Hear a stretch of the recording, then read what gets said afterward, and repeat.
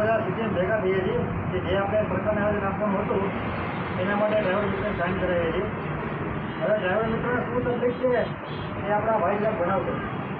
ભાઈ સૌથી પહેલાં તો છે ને ભાવ બહુ ઓછો આપે છે એની મનમરજી મુજબ.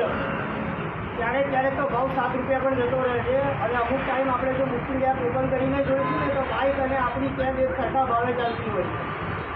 તો ભાઈ સરકારને જો એવું હોય કે ભાઈ કેબ ના જ ચલાવવી હોય કે શહેરમાં ટ્રાફિકનું ભારણ ઘટાડવું છે તો ભાઈ અમે બધા અમારી કેબ વેચી દઈએ ને અમે બધા બાઇક જ લઈ લઈએ. બાઇક ટેક્સીને મંજૂરી આપજો. હવે બીજા એક ભાઈ જણાવો છે